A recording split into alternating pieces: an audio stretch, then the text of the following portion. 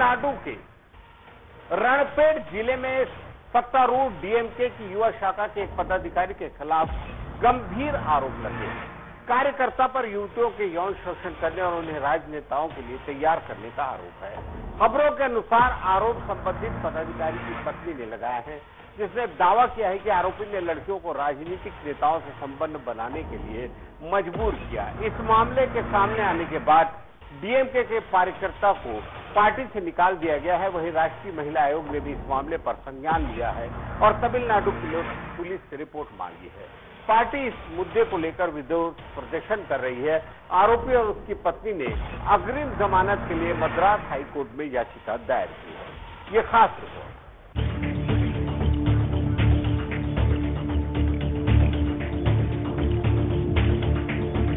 DMK नेता और देव सयाल पर यौन शोषण के आरोप लगे हैं। एक महिला ने शिकायत की है कि देव सयाल ने उसे शादी के लिए मजबूर किया और अन्य राजनेताओं के साथ संबंध बनाने का दबाव डाला।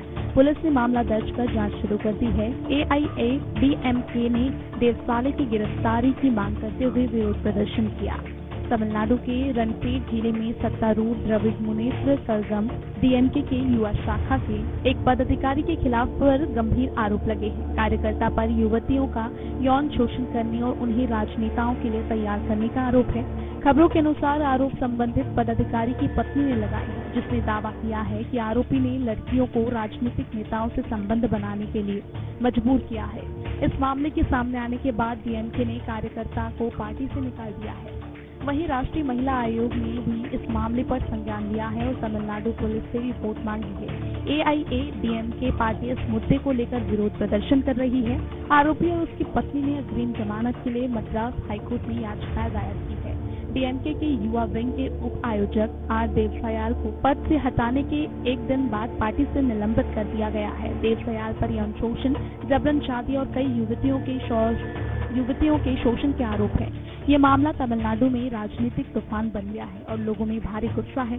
इस मामले में एक 20 वर्षीय कॉलेज छात्रा ने आरोप लगाया है कि देव सयाल ने उसे धोखा देकर शादी करने के लिए मजबूर किया है। बाद में उसे पता चला कि देव सयाल पहले से ही शादीशुदा है। छात्रा ने पुलिस में शिकायत दर्ज कराई है। उसने बताया है कि जब देव सयाल ने उसे परेशान करना शुरू किया तब वह पहले से ही शादीशुदा थी और तलाक की प्रक्रिया चल रही थी।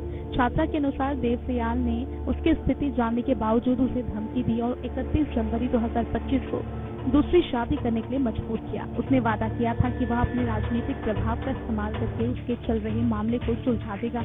महिला ने आगे आरोप लगाया कि बाद में उसे पता चला कि देव सयाल की एक पत्नी कनिमोझी थी। कनिमोझी को न केवल दूसरी शादी के बारे में पता था, बल्कि उसने देव सयाल के कार्यों का समर्थन भी किया था।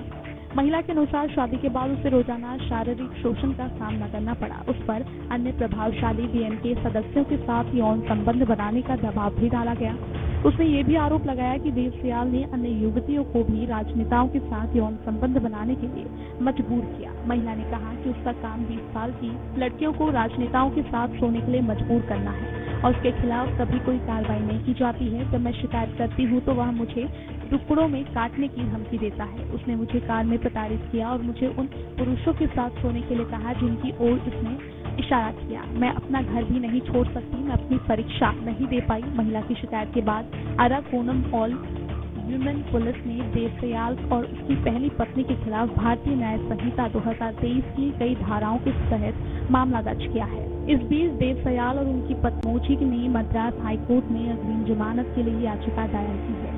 उनकी याचिका पर जस्टिस एन सेंथिल कुमार सुनवाई करेंगे। अपनी याचिका में दंपति ने सभी आरोपों से इंकार किया है। उन्होंने दावा किया है कि ये मामला राजनीतिक रूप से प्रेरित है और विरोधियों की ओर से रचा गया है। उन्होंने शिकायत दर्ज करने में देरी पर भी सवाल उठाया है। उनका कहना है कि कथित शादी जनवरी में हुई थी, जबकि एफआईआर मई में दर्ज की गई है। एआईएडीएमके ने इस मुद्दे को लेकर विरोध प्रदर्शन शुरू कर दिया है। एआईएमडीके महासचिव ने पलानी स्वामी ने देव सयाल को तुरंत गिरफ्तार करने की मांग की है। उन्होंने सत्तारूढ़ पार्टी पर अपने सदस्यों को बचाने का आरोप लगाया है। उन्होंने यह भी आरोप लगाया है कि पुलिस ने एआईएडीएमके विधायक एस रवि के हस्तक्षेप के बाद ही कार्रवाई की। उनका कहना है कि पहले की कई शिकायतों को नजरअंदाज कर दिया गया था। एआईएडीएमके आज रणपेड़ जिले में एक बड़ा प्रदर्शन कर रही है। उधर राष्ट्रीय महिला आयोग ने तमिलनाडु में सत्तारूढ़ द्रविड़ मुनीम कश्यप की युवा शाखा के लिए पदाधिकारी के खिलाफ यौन शोषण के आरोपों से जुड़ी मीडिया रिपोर्ट का स्वतः संज्ञान लिया। आयोग के अध्यक्ष विजया रहाटकर ने इस मामले को गंभीर और परेशान करने वाला बताया है और तमिलनाडु के पुलिस महानिदेशक को पत्र लिखकर मामले की तत्काल निष्पक्ष और पारदर्शी जांच सुनिश्चित करने को कहा है। महिला आयोग ने पीड़िता की सुरक्षा, स्वतंत्र जांच दल के गठन और मामले में किसी भी तरह की राजनीतिक हस्तक्षेप को रोकने की आवश्यकता पर जोर दिया है।